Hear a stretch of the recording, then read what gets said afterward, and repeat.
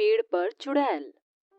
एक बार की बात है, सुमन अपने भाई बबलू के साथ स्कूल से वापस घर आ रही थी। रास्ते में उन्हें एक आम का बगीचा दिखाई दिया जो बहुत ही सुंदर होता है। उस बगीचे का मालिक पेड़ से आम तोड़ रहा होता है। तभी बबलू अपनी बहन सुमन से कहता है, दीदी दीदी, मुझे आम खाने का बहुत मन कर रहा है। क्या आप मुझे उन अंकल की तरह एक आम तोड़कर दे दोगी? बबलू, ये बगीचे का मालिक है। अगर हम अंदर गए तो ये हमें मारेगा और आम भी नहीं देगा, और फिर हमारे पास इतने पैसे भी नहीं है कि हम इसे पैसा देकर आम खरीद लें। मैं नहीं जानता दीदी, मुझे आम खाना है तो खाना है। बबलू आम खाने के लिए जिद करने लगता है। बेचारी सुमन को ना चाहते हुए भी बगीचे के अंदर जाना पड़ता है। जैसे ही वह एक आम तोड़ने वाली होती है, तभी वहाँ बगीचे का मालिक राजेश पहुँच जाता है और उससे कहता है, ओए लड़की, तू मेरे बगीचे में क्या कर रही है? क्या तुझे बाहर लगा बोर्ड नहीं दिखाई दिया कि अंदर आना मना है? सुमन बहुत डर जाती है और डरते हुए राजेश से कहती है, अंकल अंकल मुझे माफ कर दो। मुझे नहीं पता था कि आप इतना गुस्सा हो जाओगे। मैं तो सिर्फ अपने भाई बबलू के लिए एक छोटा सा आम तोड़ रही थी। क्या आप मुझे एक आम दे सकते हो? पागल हो गई है तू? फ्री फोकट में तुझे आम दे दूं? इतना बड़ा पागल हूँ क्या मैं? ला पैसे निकाल, तभी तुझे आम दूंगा। अंकल जी, मेरे पास पैसे नहीं है। मैं बहुत ही गरीब हूँ। पैसे होते तो मैं आपसे आम नहीं मांगती। क्या कहा? पैसे नहीं है? अरे पैसे नहीं है तो मुंह उठाकर यहाँ क्यों आई है? जा अब यहाँ से निकल। अंकल प्लीज प्लीज एक आम दे दो। मेरा भाई भूखा भी है, उसका पेट भर जाएगा। अंकल प्लीज एक आम दे दो। राजेश उसकी एक नहीं सुनता और उसे वहाँ से भगा देता है। जिसके बाद सुमन वापस अपने भाई बबलू के साथ अपने घर पहुँच जाती है। तभी बबलू कहता है, दीदी दीदी, मुझे आम खाना है। आपने मुझे आम क्यों नहीं ला कर दिया? भाई तुम चिंता मत करो, मैं तुम्हारे लिए आम जरूर लूंगी, लेकिन तुम जानते हो ना मेरे पास अभी पैसे नहीं हैं। दीदी, हम गरीब क्यों हैं? काश हम अमीर होते तो हम जो चाहे वो खा लेते। 2 दिन से खाना नहीं खाया है सही से। बहुत भूख लग रही है दीदी। बबलू, तू एक गिलास पानी और सूखी रोटी खाकर सो जा। कल मैं तुझे आम जरूर खिलाऊंगी। नहीं दीदी, मुझे ये सूखी रोटी नहीं खानी। मुझे आम खाना है। मुझे आम ला कर दो। मुझे नहीं पता, मुझे आम खाना है। बबलू की जिद देखकर सुमन परेशान हो जाती है और किसी तरह बबलू को संभालती है और उसे एक गिलास पानी के साथ सूखी रोटी खिलाकर सुला देती है। अगले दिन सुबह बबलू सुमन से कहता है, दीदी, आपने कहा था कि मुझे कल आम खिलाओगी। जाओ अब मेरे लिए आम लेकर आओ। बबलू की बात सुनकर सुमन परेशान हो जाती है। वो ये जानती थी कि बगीचे का मालिक उसे आम देना तो बहुत दूर, तोड़ने भी नहीं देगा। ना चाहते हुए भी वह अपने भाई की जिद पर आम तोड़ने जाती है। जिसके बाद बगीचे का मालिक उसे वहाँ से भगा देता है और वह वापस घर आ जाती है। दीदी, आप मेरे लिए आम लाई हो ना आज? नहीं बबलू, मैं आम नहीं लाई, लेकिन मैं आज रात को आम जरूर लेकर आऊंगी। रात होते ही जब गांव के सभी लोग सो जाते हैं, सुमन चुपके से उसी बगीचे में जाती है और आम तोड़ने की कोशिश करती है। लेकिन आम पेड़ पर इतनी ऊपर लगे होते हैं कि उसका हाथ ही नहीं जाता। इसलिए वह पेड़ पर चढ़ने की कोशिश करती है। चढ़ते चढ़ते वह आम तक पहुंच जाती है। जैसे ही वह आम तोड़ती है, उसकी टहनी अचानक से टूट जाती है और वह नीचे गिर जाती है और उसकी मृत्यु हो जाती है। मृत्यु होने के बाद वह एक चुड़ैल बन जाती है और आम के पेड़ पर ही रहने लगती है। ये क्या हो गया मेरे साथ? मैं तो एक आम तोड़ने आई थी सिर्फ अपने भाई के लिए, लेकिन एक आम तोड़ने की वजह से मैं अपनी जिंदगी खो बैठी। इसका मुझे अंदाजा भी नहीं था, लेकिन मेरा भाई घर पर भूखा ही सो रहा है। मैं उसके लिए आम ले जाती हूँ। चुड़ैल कुछ आम लेकर अपने भाई बबलू के पास जाती है तो वह देखती है कि खाना ना खाने की वजह से उसका भाई भगवान को प्यारा हो जाता है। जिसके बाद चुड़ैल फूट फूट कर रोने लगती है। हे भगवान, ये कैसा अनर्थ हो गया। मेरा भाई अब इस दुनिया में नहीं रहा, सिर्फ एक आम की वजह से। लोगों के अंदर बिल्कुल भी दया नहीं है। अगर वह आदमी मुझे एक आम दे देता तो शायद आज मेरे भाई की ये हालत ना होती।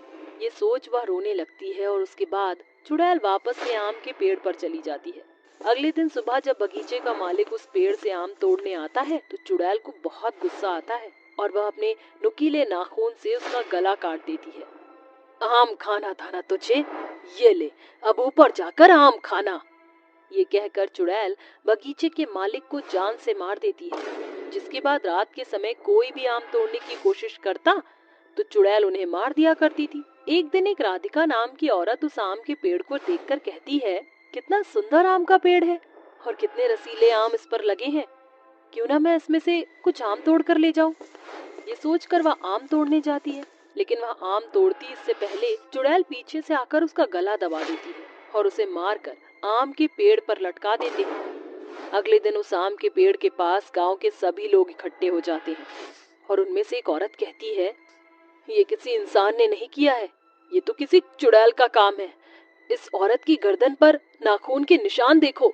तुम सही कह रहे हो, हमें इस पेड़ से दूर रहना चाहिए, नहीं तो हमारी जान को खतरा हो सकता है। उस दिन के बाद से गांव के सभी लोग उस बगीचे के पास से गुजरना बंद कर देते हैं। ऐसे ही धीरे धीरे कई दिन निकल जाते हैं और एक दिन उस बगीचे के मालिक की बेटी कंचन अपने छोटे भाई रामू के साथ आम के पेड़ के पास आती है। तभी रामू कहता है, दीदी मुझे इस आम के पेड़ का एक आम खाना है, प्लीज मुझे तोड़कर दे दो ना। अरे मेरे प्यारे भाई को आम खाना है, रुको तुम, मैं तुम्हें अभी आम तोड़कर खिलाती हूँ। चुड़ैल आम के पेड़ पर बैठी हुई ये सब देख रही होती है। कंचन अपनी पूरी कोशिश करती है लेकिन उससे एक भी आम नहीं टूटता। ये सब देख चुड़ैल को अपने भाई की याद आ जाती है। कितना प्यारा था मेरा भाई और मैं हमेशा उसकी हर इच्छाओं को पूरा करने की कोशिश किया करती थी, जैसे ये नादान बच्ची कर रही है। मुझे इसकी मदद करनी चाहिए। चुड़ैल आम के पेड़ से कुछ आम नीचे गिरा देती है, जिन्हें कंचन उठाकर अपने भाई को खिला देती है। कंचन को चुड़ैल दिखाई नहीं देती, इसलिए उसे समझ नहीं आता कि ये आम नीचे कैसे गिरे।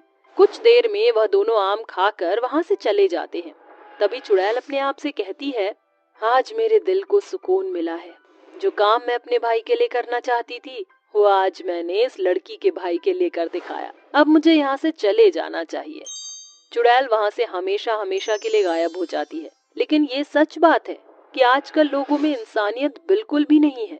अगर कुछ लोग इंसानियत दिखाकर गरीब लोगों की मदद कर दें तो गरीब लोगों को इतनी मुसीबतें झेलनी ना पड़े। मोहन नगर में शांता अपनी बेटी रुबीना के साथ रहा करती थी। वो काफी गरीब थी और अपनी बेटी का पेट पालने के लिए दूसरों के घरों में काम किया करती थी।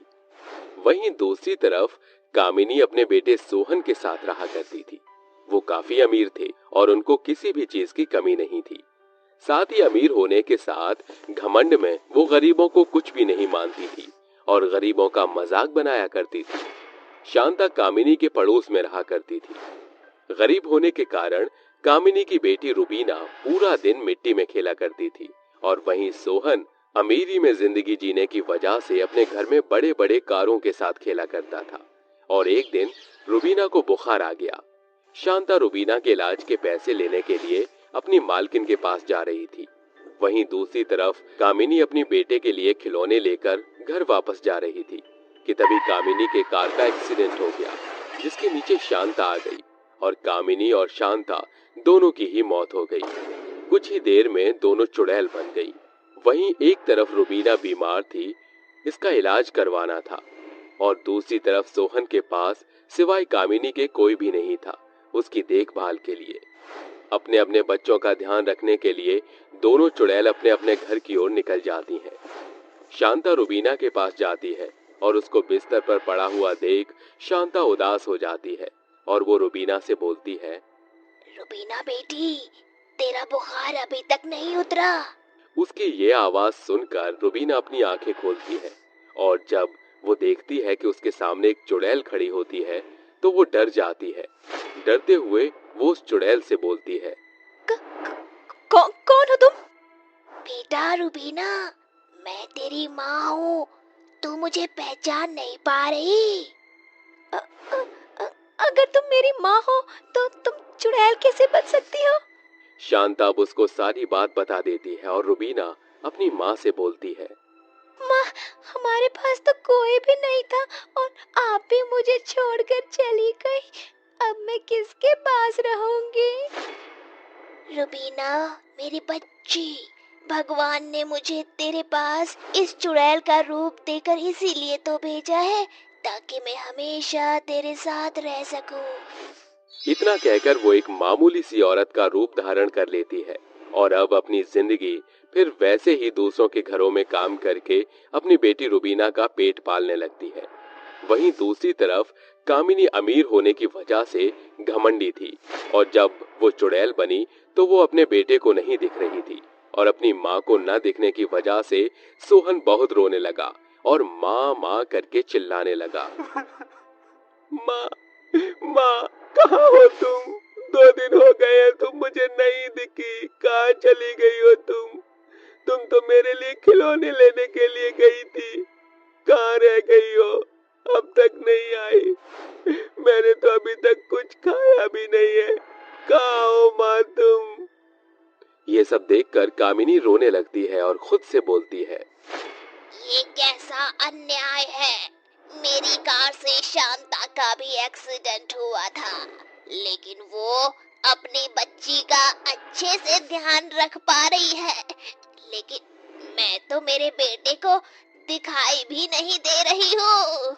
मैं अपने बच्चे की देखभाल कैसे करूँगी? कामिनी खुद से बात कर ही रही होती है कि इतने में शांता कामिनी को रोता हुआ देख उसके पास जाती है और उससे बोलती है, कामिनी बहन, तुम इस तरह रो क्यों रही हो? तुम सोहन को खाना क्यों नहीं दे रही? देखो तो वो कितना रो रहा है। शांता, अब मैं तुम्हें क्या बताऊं? मेरे कर्मों की सजा मुझे मिल रही है। अरे कामिनी बहन, तुम ऐसा क्यों बोल रही हो? जब बात सही है तो क्या बोलूं? अब तुम ही देखो, मैं कितनी घमंडी हुआ करती थी। मुझे मेरे अमीर होने पर बहुत ज्यादा घमंड था, लेकिन आज ये पैसा मेरे किसी काम का नहीं। मैं सोहन को ना तो दिख पा रही हूँ, ना ही कुछ दे पा रही हूँ। मेरा बेटा भूखा बिलख रहा है। इतने पैसे होने के बाद भी आज मेरा बेटा भूखा है। कामिनी और शांता आपस में बात कर ही रहे होते हैं कि इतने में सोहन शांता की साड़ी पकड़कर खींचने लगता है और कहता है, आंटी, आंटी देखो ना, मेरी माँ 2 दिन से घर पर नहीं आई है। वो मेरे लिए खिलौने लेने के लिए गई थी, लेकिन अभी तक घर नहीं आई। मुझे बहुत ज्यादा भूख लग रही है। ये देखकर कामिनी शांता से बोलती है, शांता बहन, मैं तो मेरे बेटे को कुछ नहीं दे सकती, लेकिन तुम मेरे बेटे का ख्याल तो रख सकती हो। बदले में मैं तुम्हें पैसे दे दिया करूंगी, जिससे तुम अपनी बेटी का अच्छे से ख्याल रख सको। ठीक है कामिनी बहन। और अब शांता सोहन का बहुत ही अच्छे से ख्याल रखने लग गई। माँ सोहन भी उसका बेटा था और बदले में कामिनी शांता को पैसे दिया करती थी। और अब शांता रुबीना के साथ साथ अब सोहन का भी ख्याल रखने लगी। उसको खाना बनाकर खिलाया करती और हर वो चीज करती जो कामिनी उसके लिए किया करती थी। और अब ऐसे ही कुछ साल बीत गए। देखते ही देखते सोहन और रुबीना दोनों बड़े हो गए। और एक दिन कामिनी शांता चुड़ैल से बोलती है, शांता बहन, इतने साल बीत गए, लेकिन आज तक मेरे बेटे सोहन को नहीं दिखी मैं। मेरी क्या गलती है? क्या मेरी गलती की सजा इतनी बड़ी है कि मुक्त होते होते मैं अपने बेटे से ना मिल पाऊं? नहीं कामिनी बहन, तुम एक दिन अपने बेटे सोहन को जरूर दिखोगी। सोहन और रुबीना की दोस्ती बढ़ती ही जा रही थी। और एक दिन शांता चुड़ैल और कामिनी चुड़ैल आपस में बात करते हुए बोलती हैं, अरे शांता बहन, देखो तो हम दोनों के बच्चे एक साथ कितने अच्छे लग रहे हैं। क्यों ना हम इन दोनों को एक रिश्ते में जोड़ दें? कामिनी बहन, मैं तो बहुत गरीब हूँ और तुम इतनी अमीर हो। मेरी बेटी तुम्हारे घर में बहू बनके कैसे जा सकती है? शांता बहन, मैं मानती हूँ कि मैं एक समय पर बहुत ही घमंडी और अकड़ू थी, लेकिन अब मैं सुधर गई हूँ। तुम अपनी बेटी का हाथ मेरे बेटे के हाथ में दोगी तो मेरे बेटे का ख्याल रखने वाली भी आ जाएगी। आखिरकार इन दोनों की एक ना एक दिन किसी ना किसी के साथ तो शादी होनी ही है। इससे अच्छा ये दोनों एक दूसरे को अच्छे से जानते भी हैं, तो इन्हें एक छोटे से रिश्ते में जोड़ दे। शांता कामिनी चुड़ैल की जहां बात मान जाती है और उन दोनों की शादी हो जाती है। और अब शांता चुड़ैल और कामिनी चुड़ैल का अपनी दुनिया में जाने का समय आ गया था। लेकिन तभी एक चमत्कार हुआ और कामिनी चुड़ैल भी अपने सोहन को दिखने लगी। दुर्गापुर गांव में भोला अपनी बीवी सुनैना और अपनी एक बैल के साथ रहा करता था। दोनों की शादी नहीं हुई थी। भोला अपनी पत्नी के साथ उस गांव में खुशी से रहा करता था, लेकिन लोगों का यहाँ मानना था कि जहाँ भोला रहता है वहाँ एक भूत का वास है। इसलिए भोला और सुनैना से लोग बहुत ही कम बात किया करते थे। एक दिन सुनैना अपने पति भोला से कहती है, भोला जी, लोग हमारे घर से इतना डरते क्यों हैं? ये तो भगवान ही जानता है। वह दोनों आपस में बात कर ही रहे होते हैं, इतने में उनको एक आवाज सुनाई देती है। आ, आ, आ, आ, आ। ये आवाज सुनते ही सुनैना और भोला दौड़ते हुए अपने पीछे के खेत में जाते हैं, लेकिन उनको वहां पर कोई भी नहीं दिखता है। अंधेरे की चांदनी रोशनी में सुनैना फिर एक बार अपने पति भोला से बोलती है, भोला जी, ये अक्सर आवाज आती है, यहाँ पर क्या सच में भूत रहते हैं? बस करो सुनैना, तुम भी ना अजीबो गरीब बातें करने लग गई हो। मानता हूँ कि सभी गांव वाले बोलते हैं कि यहाँ पर भूतों का वास है, लेकिन हमने अपनी नजरों से ऐसा कुछ भी कभी नहीं देखा। तो हम नहीं बोल सकते हैं कुछ। सुनैना कुछ नहीं बोलती और अपने पति भोला के साथ घर की ओर वापस जाने लगती है कि तभी सुनैना को फिर एक बार आवाज आती है, लेकिन इस बार वह आवाज सिर्फ चिल्लाने की नहीं बल्कि धमकी भरी आवाज थी। सुनैना, तू और तेरा पति मेरे घर में रहने आए हो। जितने दिन तुम्हें रहना है सुकून से रहो, लेकिन मैं सबको मारकर यहाँ पर राज करूँगा। ये आवाज सुनते ही सुनैना अपने पति से बोलती है, भोला जी, आपने वो आवाज सुनी? कौन सी आवाज?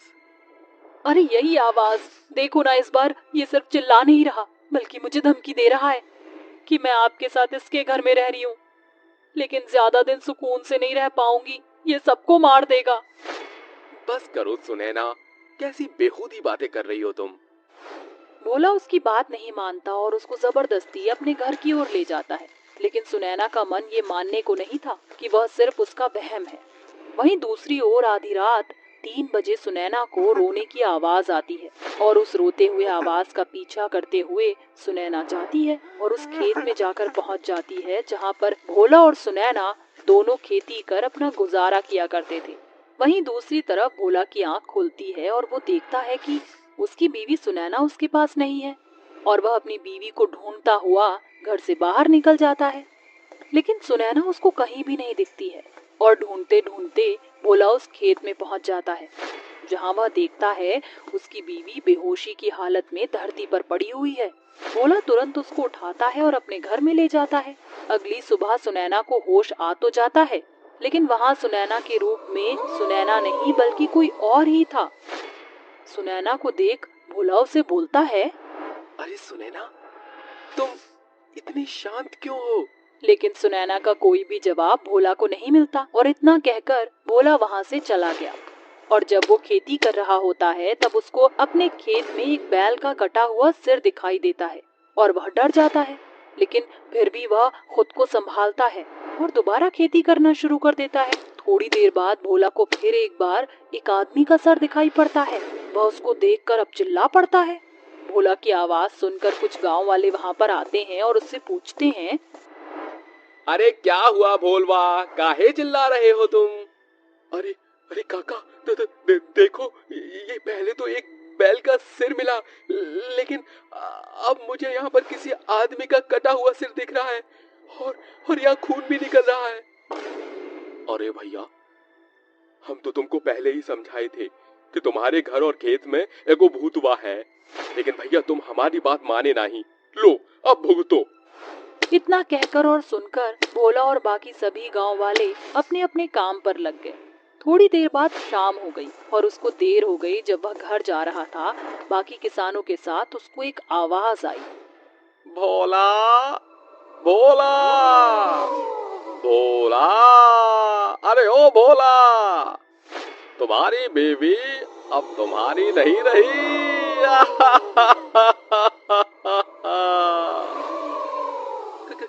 कौन? भोला की ये बात सुनकर वहाँ पर एक बैल पर बैठा हुआ भूत उसके सामने आ गया और उसको देखकर गुर्राते हुए उसकी घर की तरफ चला गया। भोला को अब कुछ समझ नहीं आ रहा था और वह कुछ गांव वालों के पास गया और उनसे सारी बात बताई। तभी एक गांव वाला उसको बोलता है, अरे भोला भैया, हम एक पहाड़ी बाबा को जानते हैं, तुम कहो तो हम उसको लेकर आएं? अरे हाँ भैया, मुझे अपनी पत्नी को बचाना है, इसके लिए मैं कुछ भी कर सकता हूँ। इतना कहकर भोला के साथ कुछ गांव वाले उसके घर पर पहुंचते हैं और पीछे से पंडित आता है। उस पंडित को देख वह भूत सुनैना के शरीर में चला जाता है और तिलमिला उठता, साथ ही हवा में उड़ने लगता है। पहाड़ी बाबा उससे बोलते हैं, तुम कौन हो और इस बच्ची के अंदर क्यों आए हो?